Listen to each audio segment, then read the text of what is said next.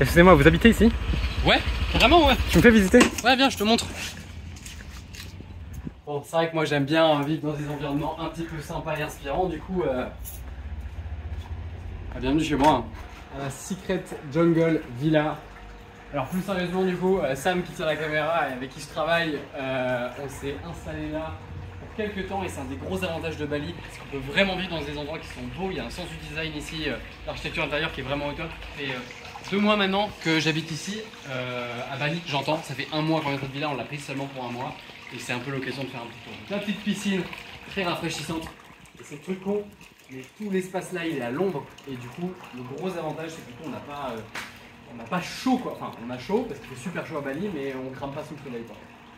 Et une vraie piscine qui rafraîchit bien pour le coup, il y a trop de piscines trop chaudes à Bali tu vois. Les vrais problèmes tu vois, des vrais problèmes dans ma vie, ok? Je suis pas venu ici pour souffrir, ok? Là, ça se fait beaucoup à Bali, les petites cuisines, salons extérieurs, etc. Parce que bon, la température est toujours bien bonne pour bien kiffer. La petite cuisine qu'on n'a jamais utilisée, pas une seule fois, ça fait partie des avantages de Bali. Et j'expliquerai ça un petit peu plus tard dans la vidéo. La salle de bain de monsieur Samuel. Je suis un peu sympa, je vais laisser la meilleure salle de bain beaucoup plus stylée. Voilà. Tu peux voir ta chambre, Sam? Allez. Vas-y, go. Monsieur a un bureau. J'ai pas cette chance. Mais du coup, tu bosses pas? Du coup, si je bosse, mais dans un setup beaucoup moins pratique, et je vais vous montrer juste après. Et voilà, les chambres bien spacieuses, bien cool. Là, pour le coup, d'ailleurs, attends. Est-ce qu'on peut dire aux gens où était ton bureau à la base? On peut le dire. Mon bureau, il était là, dans cet espace. Et c'était Harry Potter. J'étais Harry Potter et je devais rentrer par là en fait. Je devais rentrer par là. Bon, ça va, je fais 1m75, mais si je faisais 1m90, c'était pas possible de bosser quoi. C'est ça. Donc on va aller à l'étage. Pareil, la chambre bien spacieuse, le lit bien grand, ça c'est très très cool.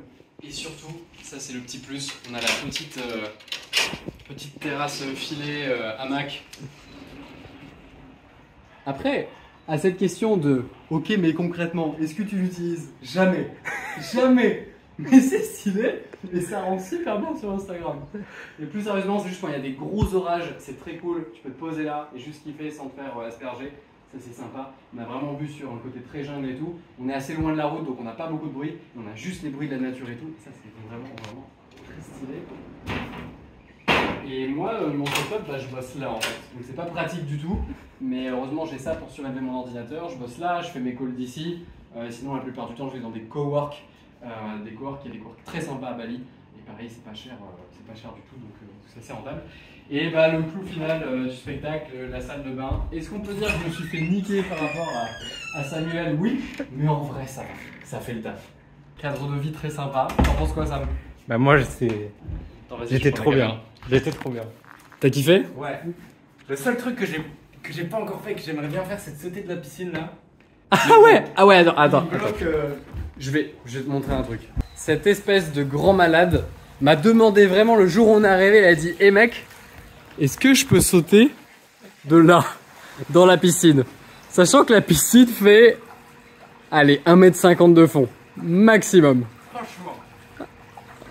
Et du coup, ça fait un peu haut. Quand tu te rends compte d'ici, c'est... Puis il y a Léo avec qui on travaille. Léo, si tu vois le vlog, je sais que Léo lui était en mode bah vas-y mec, je suis chaud. Maintenant Léo c'est pas le même, tu vois, c'est pas la même catégorie que Sam. Je te mets un petit extrait de genre de dinguerie que fait Léo.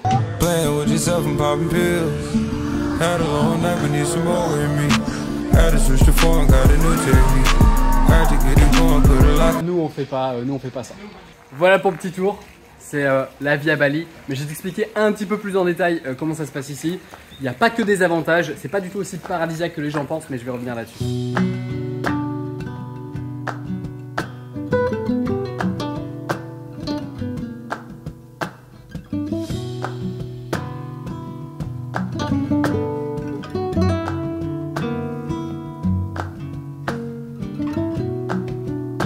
Je suis venu ici pour 2 mois. 2 mois, c'est, on va dire, la période maximum pour un visa tourisme normal. C'est 30 jours renouvelables. Donc, je suis venu pour 2 mois. Et ce qui s'est passé, c'est que je m'étais dit, je vais arrêter de faire le nomade. J'avais déjà essayé de me réinstaller à Paris. Ensuite, j'avais passé un peu l'été en Bretagne. Je m'étais dit, je vais quand même essayer de me trouver un pied-à-terre et je vais moins voyager. Et j'ai reçu un message de Manon qui m'envoyait comme ça sur WhatsApp. Hello, hola, pardon. Ah non, Manon dit toujours bonjour en disant hola. On va tous à Bali en octobre. Est-ce que t'es chaud? Alors, c'est qui tous? Tous, c'est tout un groupe de potes d'une 10-15aine environ de personnes. Tout un groupe de personnes qui travaillent en ligne. Le but, c'était de profiter différemment de l'hiver, tout en ayant un environnement propice pour travailler et en même temps, se détendre, faire du sport, partager des activités ensemble et vraiment créer cette bulle en fait où on allie énormément le côté pro et le côté fun. Et ça m'a pas mal motivé. J'ai pris mon billet direct et me voilà à Bali. Ajoute à ça le fait que j'avais déjà des amis qui habitent à Bali. Je pense notamment à Nevin qui m'a coaché pendant plus de 2 ans, qui est un de mes mentors et avec qui on a des projets en commun et donc ça faisait vraiment sens pour moi aussi de venir à Bali. Bref, j'avais pas très envie de venir à Bali à la base, j'ai beaucoup d'a priori négatifs sur Bali, mais j'avais en tout cas, et je vais te dire en quoi ils étaient plus ou moins justifiés. Mais voilà, ça me faisait beaucoup d'arguments pour venir à Bali, donc je me suis dit pourquoi pas. Ça va papy?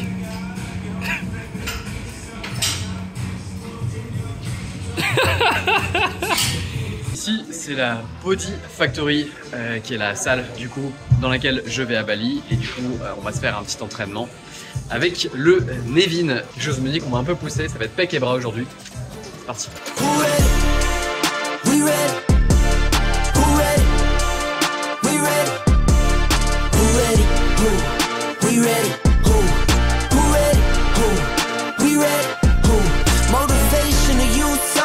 Mentally feel like Kobe, I'm like Jokic with the rock. You physically couldn't hold me, I don't care if you push it 40. You can never little bro me. Euro step like Ginobili, from young OG to the OG. From nosebleeds to floor seats. Circle stronger than Cuban links. My gold dance, your gold plated. You verse me, now that's a reach. We ready? Who ready? We ready? Who ready? Who? We ready? Who? Who ready? Who? We ready? Who? Who ready? We ready? Who ready? We ready? Who ready? Who? We ready? Who? Who ready? Who? We ready? Who? Du coup, comme je te l'ai dit, j'avais des gros a priori négatifs sur Bali. La plupart sont justifiés et je vais vous expliquer un petit peu plus loin. Mais avant, je voudrais te parler des avantages de Bali. La première, on va pas se mentir, c'est que l'hiver, il est plus agréable ici. Le but, c'était vraiment de fuir l'hiver et l'environnement est vraiment propice à ça. Donc, objectif accompli à ce niveau-là. Maintenant, dans les gros avantages de Bali aussi, il y a la proximité à la nature. Il y a quand même des beaux endroits et surtout, il y a de la nature. Après, il y a une omniprésence de singes aussi, c'est assez génial. Alors ça dépend, ils sont très voleurs, ils sont très mesquins. J'ai littéralement vu des singes arriver derrière quelqu'un et ouvrir la poche arrière du jean pour regarder comme ça s'il n'y avait pas quelque chose. C'est assez drôle. Et d'ailleurs, un des gros plus aussi côté nature ici, c'est le fait de pouvoir faire du surf. Voilà, j'ai habité en Thaïlande pendant quelques temps. J'adore la Thaïlande, le seul problème c'est qu'on peut pas surfer là-bas, il y a pas de vagues. Le surf ça m'avait beaucoup manqué, j'avais appris à Puerto Escondido, c'était un gros kiff pour moi et c'était vraiment trop cool de pouvoir reprendre ici. On s'est fait des sorties avec Nevin qui lui est un as du surf, il est vraiment très bon. En tout cas quand les vagues étaient à ma taille, on a pu se faire des sorties au coucher de soleil et ça c'est vraiment incroyable. Alors c'est avec cette belle lumière qu'on va aller surfer. Je vais rejoindre Nevin qui est justement à l'eau et qui m'attend. Moi je viens de louer ma cassée. Je viens de louer cette petite planche là, je vais la prendre et je vais aller prendre les vagues, je vais essayer de prendre des belles vagues. Alors, là c'est Clément du montage, juste je voulais dire que j'ai pris 0 vague en fait. Les vagues étaient beaucoup trop grosses pour moi, j'étais pour le coup effectivement en PLS, j'ai même pas pu refaire un petit débrief avec Nevin derrière, j'ai failli me noyer 3 fois et donc pour éviter de me dégoûter du surf, je suis juste rentré chez moi. Donc gros fail quoi. Et d'ailleurs, parlons-en des couchers de soleil. Les couchers de soleil à Bali sont absolument incroyables.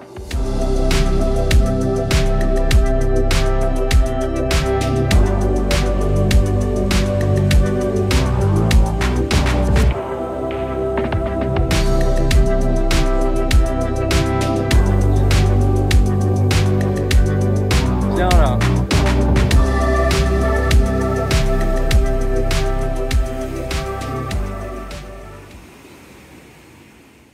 Ensuite, il y a le confort de vie. T'as vu un petit peu déjà la villa, ça va quoi, je veux dire. Il y a des super beaux coworking, c'est pas cher. Même si la vie peut coûter assez cher ici aussi quand même. Par exemple, la salle de sport ici, elle est incroyable, la salle de sport dans laquelle je vais. Ça s'appelle Body Factory Bali. Et c'est pas la seule, il y a de très très bonnes salles. Et ça va, c'est cher quoi. On est sur des salles qui reviennent quand même à 4 millions par mois, 4 M. Bon, 4 millions de roupies indonésiennes du coup. Donc ça fait quand même 250 € dans ces eaux-là. Donc c'est honnêtement la salle la plus chère dans laquelle je suis jamais allé. Pas fort. Bah, ça reste aussi quand même une des meilleures, on va pas se mentir. En termes sport pur, j'ai connu mieux. Mais avec tous les aménagements de sauna, bain glacé, détente, etc. Le côté récup. Alors je viens niquer le vlog. Mec relou. Alors là on a une eau à 3 degrés. Là c'est 3 degrés. Bah vas-y mec, finis la présentation aussi du coup. Alors suivez-moi. Là on a une eau entre 12 degrés et 14 degrés grand maximum. Et là on a une eau à 45 degrés. Et c'est très chaud. C'est plus dur de rentrer là que de rentrer là. Je sais pas pourquoi. Le petit sauna. Tac. Puis voilà, petite terrasse, piscine et tout, illuminé. Et le petit bar pour commander la bouffe.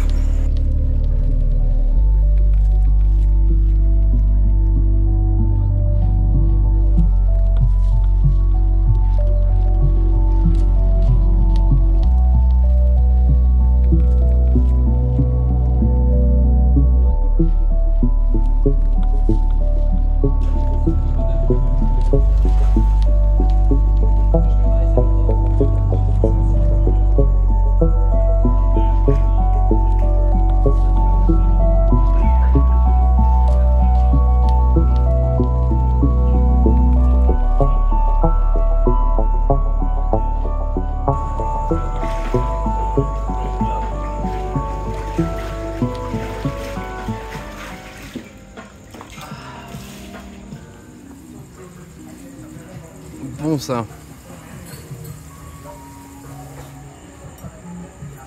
Tu kiffes?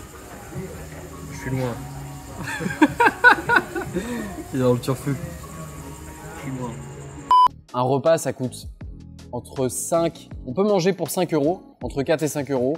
Pour être honnête, ici les prix sont un peu plus chers à Canggu, donc mes repas coûtent entre 5 et 8, 9 €, ce qui en soi est quand même pas cher, surtout que bah en fait du coup je mange tout le temps à l'extérieur, ce qui fait un gros budget bouffe à la fin, globalement 2 fois plus élevé qu'en France, mais bah, je gagne le temps de cuisine, j'ai pas besoin de cuisiner, c'est super bon. Et en plus, il y a une vraie sensibilité ici au côté nutrition. Il y a tellement d'influenceurs fitness, sport et tout ici que la plupart des restaurants montrent les calories, les macronutriments, font vachement attention à avoir des bonnes sources de protéines. Au niveau alimentation, c'est vraiment top et c'est très facile de tenir sa diète ici. Petit déj à Bali, ça ressemble à ça. Enfin ça ressemble à quelque chose avant. Avant que cet ogre se jette dessus. Et d'ailleurs, truc très très cool, c'est que pour tout ce qu'on commande, il y a les protéines, les glucides, les lipides, les calories, ingrédients, tout ça. Et bon, ça, j'ai pas encore fait et je pense pas que je le ferai.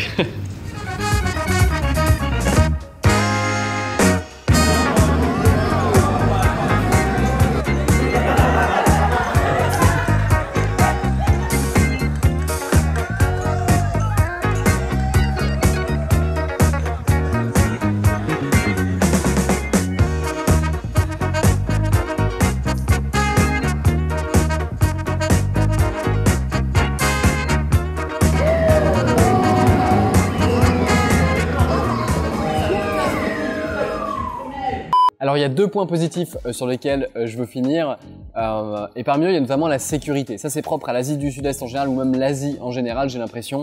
Mais vraiment, te faire voler un truc ici, ça n'arrive jamais quoi. On se sent super safe quoi qu'il arrive. La sécurité ici c'est vraiment assez incroyable. Les gens sont adorables. Il y a ce côté aussi que j'adore dans la population locale. Ils sont vraiment éduqués autour de la gratitude. Tu vois, tous les matins ils font un rituel, ils font des offrandes à chaque croisement de rue, dans chaque maison, etc. Il y a des offrandes avec de l'encens et ils font ce petit rituel que je trouve super beau.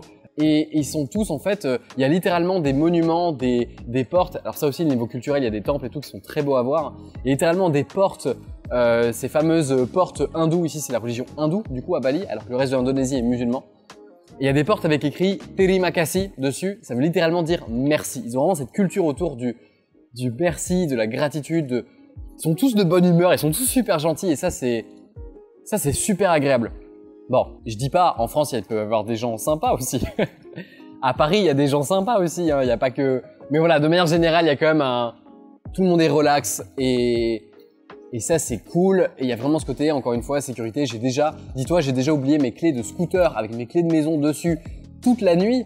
Je reviens le lendemain, elles étaient encore là, il n'y a pas de problème. Alors, est-ce que je suis un gros tête en l'air et que je suis un boulet d'avoir laissé mes clés? Oui. Mais une des raisons pour lesquelles j'ai pu avoir ce genre d'oubli, c'est aussi tout simplement parce que je me sens pas menacé d'un point de vue sécurité à n'importe quel moment en termes de vol, etc. Donc voilà, ça c'est pas un souci ici, c'est plutôt cool. Et le deuxième point que je voulais aborder, c'est la médecine. Et là, tu vas me dire, mais attends Clément, tu parles de points positifs et là tu parles de médecine alors que t'es dans le tiers-monde. Oui. Je sors de l'hôpital, j'aurais jamais été autant chez le médecin, je crois, depuis longtemps. J'ai jamais vu un service hospitalier et médical aussi performant qu'ici, pour être honnête. Bien sûr, c'est pas les services les plus accessibles pour les locaux, on va pas se mentir, mais quand même efficace. En 2 mois, j'ai chopé une indigestion alimentaire, d'accord?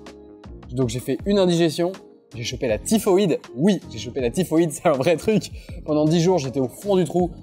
C'est un mélange en fait, c'est comme une grosse grippe qui dure 10 jours où t'es cloué au lit et au niveau digestif, c'est pas top. Voilà, je t'en dis pas plus. Et juste en allant surfer, l'eau est tellement dégueulasse que j'ai chopé 2 otites. Voilà. Une première otite, je l'ai traitée. Je suis retourné surfer quand ça allait mieux et rebelote, je me suis rechopé une otite. C'est là où j'ai dû aller à l'hôpital, notamment pour aller voir un ORL et régler le problème une fois pour toutes avant de prendre l'avion. Donc ouais, l'hygiène ici, c'est un gros point négatif qui est assez inquiétant. Ils m'ont même dit, en fait, en vrai, je disais, mais je comprends pas, après être allé surfer, je faisais attention, du coup, je me nettoyais les oreilles à l'eau douce, quoi. Et l'autre m'a dit, oui, mais tu l'as fait avec l'eau du robinet.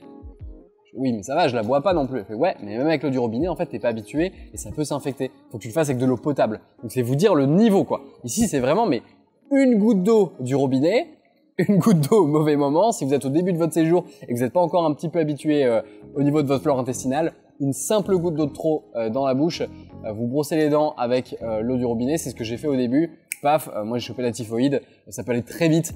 Donc voilà, faites gaffe.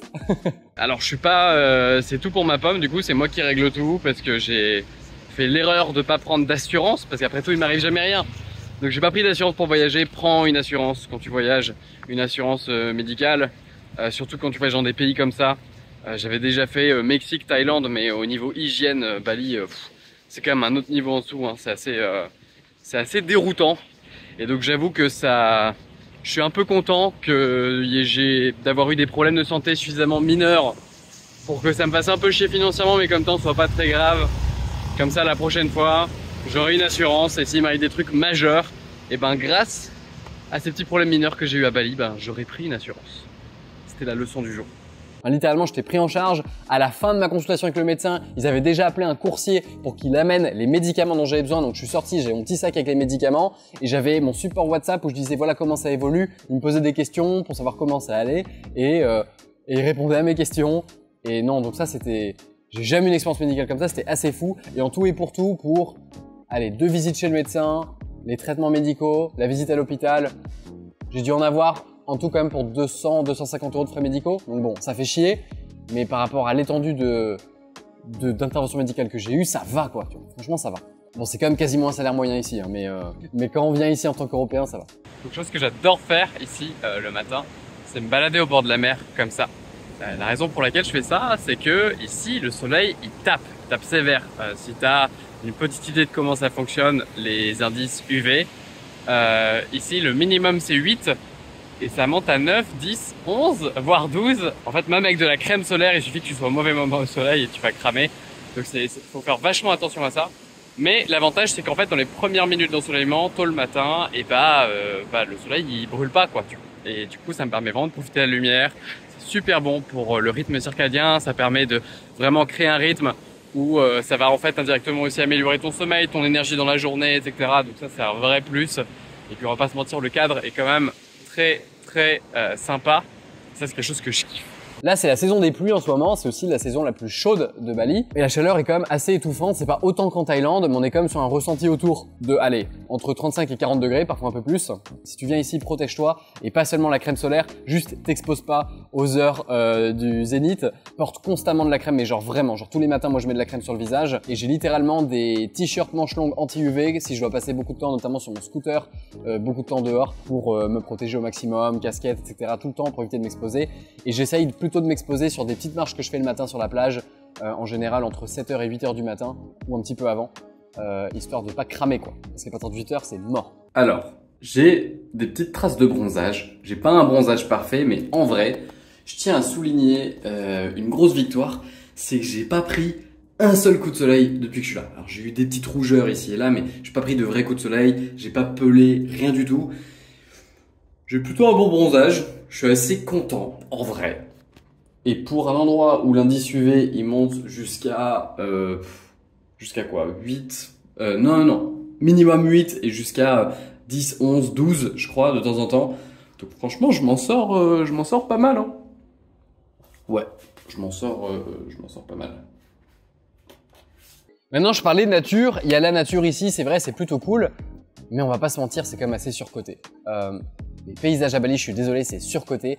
C'est beau, hein. Non, mais il y a des super endroits, c'est super beau. Il y a des endroits super beaux. Mais c'est pas... Voilà, quoi. C'est pas... Ça vaut pas le Mexique, la Thaïlande, l'Afrique du Sud. Franchement, à peu près tous les pays. Ça vaut même pas la Croatie, ça vaut pas le... Je veux dire, en Europe, on a des super... C'est plus beau qu'ici, quoi. Oui, il y a des beaux endroits. Encore une fois, je suis pas en train de dire que c'est moche, Bali. Je suis juste en train de dire que, en fait, c'est tellement surreprésenté sur Instagram, parce que tous les influenceurs sont ici, et ils mettent toujours les meilleurs angles, les meilleurs endroits et tout. On se dit, waouh, Bali, c'est incroyable, c'est paradisiaque et tout. Les plages sont pas si belles, c'est sale en plus, c'est pollué de ouf, il y a du plastique partout. Et c'est pas les touristes, hein. Ça c'est les locaux en fait qui traitent l'endroit comme ça. Et vraiment, alors Nusa Penida, si, le gros point positif, Nusa Penida c'est magnifique, voilà. Nusa Penida c'est vraiment magnifique, mais au-delà de ça, à part cet endroit-là, moi dans les endroits que j'ai visités ici, il y a des beaux endroits, mais j'ai vraiment vu, c'est pas dans le haut du panier non plus quoi. Ensuite, et là c'est plus sur le côté hygiène de vie, c'est que ici, fatalement, on se retrouve avec un mode de vie sédentaire. J'essaye d'avoir l'habitude de marcher sur la plage le matin. La plage, c'est le seul endroit où on peut vraiment faire des longues marches. Il y a quelques petits endroits où il peut y avoir des petites randos dans la jungle et tout, notamment à Ubud. Et sinon, c'est à peu près tout. On marche très peu. À tel point que du coup, parfois, je vais à la salle de sport juste pour marcher sur le tapis de marche, comme je faisais déjà en Thaïlande. C'est pas aussi horrible qu'en Thaïlande. En Thaïlande, c'était vraiment un enfer pour ça. On pouvait pas marcher du tout. Là, on peut marcher un peu plus quand même. Il y a des petites balades au bord de plage et tout, donc ça, c'est cool. Mais ça reste très limité. Donc, si tu viens ici, essaye d'habiter vraiment pas loin de la plage pour pouvoir marcher un petit peu. Et bah, si tu veux marcher, ce sera au coucher du soleil ou au lever du soleil. Le reste du temps, tu risques de cramer. Donc voilà, faire attention à ça. Et du coup, on se retrouve à être vite très sédentaire. Ta sieste, c'est clairement un plus. Si tu te fais une petite sieste dans ta journée, etc. Moi, je te déconseille de dépasser les 30 minutes de sieste. Parce que si tu fais ça, tu vas basculer en sommeil profond. Et si tu te réveilles avant de faire un cycle complet de sommeil de 1h30, tu vas être... déjà, je doute que tu aies le temps de faire 1h30 de sommeil en plein milieu de ta journée. En général, c'est pas le cas. Et si tu te réveilles du coup après, pendant, bah, tu auras encore moins d'énergie pour le reste de ta journée. Donc ça risque d'être contre-productif. Donc ouais, clairement, c'est un plus. Maintenant, du coup, ça voudrait dire faire une ou deux... Ouais, moi, les journées où ça m'arrive, hein, où je fais des très mauvaises nuits à cause de choses que je maîtrise pas forcément, ma stratégie, généralement, c'est de faire des siestes entre 15 et maximum 30 minutes. Et j'en fais une ou deux dans l'après-midi, histoire de rattraper un petit peu. Ça rattrape un peu la casse. Est-ce que ça remplace une bonne nuit de sommeil? Non. Mais ça peut clairement t'aider à mieux gérer ta journée. Ouais. Une autre réalité de Bali, c'est que bah, c'est moche. Alors là, je parle pas de nature, je parle juste des rues. Les rues, c'est moche. Faut pas oublier que les rues te rappellent vraiment que c'est le tiers-monde ici. En fait, tu vois, là, t'as la villa, la belle villa ici, c'est plutôt très cool. T'as le club de sport, les salles de sport qui sont incroyables, certains hôtels qui sont incroyables, il y a des beach clubs, etc. en bord de mer qui sont vraiment incroyables. Mais à chaque fois, c'est des petits paradis entre quatre murs bétonnés là, où ils construisent un paradis au milieu. Et en dehors, c'est moche, c'est pas construit. Alors, ils essayent de faire un effort maintenant, ils font énormément de travaux. D'ailleurs, il y a un nombre de travaux qui se fait ici, il y a tellement de monde qui vient, etc. Que t'es tout le temps en construction, c'est un des problèmes, c'est assez bruyant. Là, je suis très content, on a trouvé une villa qui est vraiment plus éloignée de la route et on a vraiment plus le bruit de la jungle, etc. Ça, c'est plutôt très cool. Mais sinon, c'est bruyant à cause de ça, il y a des travaux partout. Et littéralement, en 2 mois, j'ai vu des endroits où, une semaine après, je repasse et il y a un trottoir qui est apparu.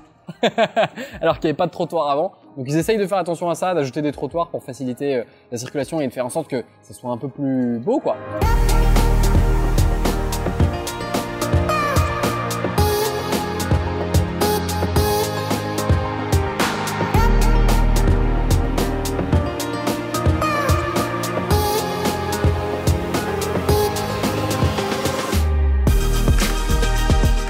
Maintenant qu'on a fait les points positifs et les points négatifs, c'est quoi le bilan? C'est quoi le bilan de ma période de vie ici à Bali? Pour être honnête, j'ai adoré ces 2 mois, mais ça me va de repartir. Je pense pas que je reviendrai sur des longues périodes à Bali parce que, encore une fois, moi, il y a vraiment des endroits qui m'attirent plus qu'ici. La plupart de mes a priori négatifs étaient quand même assez justifiés, même si j'y ai vu aussi des côtés positifs que je pensais pas aussi avantageux avant. Donc j'ai adoré ma vie ici. Je reviendrai probablement en fait en mode voyage pour voir le reste de l'Indonésie. Je pense que j'ai pas pris assez le temps. Bali c'est comme très grand. On a quand même bien exploré l'île, mais il y a comme des endroits encore que j'ai pas eu le temps de faire. Et j'ai pas assez pris le temps de visiter aussi le reste de l'Indonésie. Il y a d'autres îles à voir, etc. Faut savoir qu'ici j'étais très occupé. J'ai beaucoup travaillé. J'ai beaucoup d'appels. J'ai lancé un accompagnement rapproché avec une quinzaine de personnes. Ça se passe super bien. On a des super résultats. Et ça c'est très cool. Forcément ça représentait pas mal de travail. Donc j'ai quand même été très occupé en étant ici. Et en même temps, je suis tellement content. J'ai reçu plein de témoignages avec des pertes de 15, 20, 25, jusqu'à 30 kilos même. Donc ça, c'est plutôt canon. Je suis très fier de ce qu'on fait avec mes clients. Donc ça, c'est quand même le gros point positif. D'ailleurs, si tu as des problématiques de perte de poids, que tu aimerais bien perdre du poids sans frustration, auquel cas, le meilleur moyen, c'est déjà de faire un diagnostic de où tu en es. Savoir où tu en es, à quel point est-ce que tu es potentiellement en surpoids ou en obésité, en calculant ton taux de masse grasse. Je t'ai fait un outil, un calculateur qui permet de faire ça de manière très simple. Il te suffit juste de cliquer. Je te mettrai le lien, je crois que c'est là ou là qui va apparaître. Je pense que c'est là, voilà. Il va apparaître là et je te mets un lien en description. Ça te permettra de voir où tu en es, combien de kilos tu dois perdre pour optimiser ta santé si tu veux vraiment voilà, t'améliorer là-dedans et tu auras également quelques petits conseils pour mettre des choses en place que je te fais entièrement gratuitement. Voilà, c'est cadeau, mais le soleil, ça me rend généreux, je crois. Donc je reviendrai, c'est sûr. Est-ce que ce sera sur le même mode, en mode trail, etc. Je sais pas. On verra. Voilà, je pense que ce sera plus en mode aventure. Je le mets pas dans mon top 3 ou même mon top 4 ou 5 des endroits où je suis allé pour vivre. C'est quand même un super endroit, mais ce que je veux dire, c'est que dans ce type d'endroit, il y a quand même mieux. J'ai quand même une préférence pour Cape Town, j'ai une préférence pour le Mexique, j'ai également une préférence pour la Thaïlande. Donc voilà, on verra. La suite peut-être un petit peu plus tard, quoi. Je vais reprendre un rythme, je pense, de publication. Je vais essayer quand même un petit peu plus fréquent. J'ai pas mal de projets de vidéos qui vont arriver. Donc je te dis à très vite pour la prochaine. D'ici là, prends soin de toi. Ton corps te remerciera.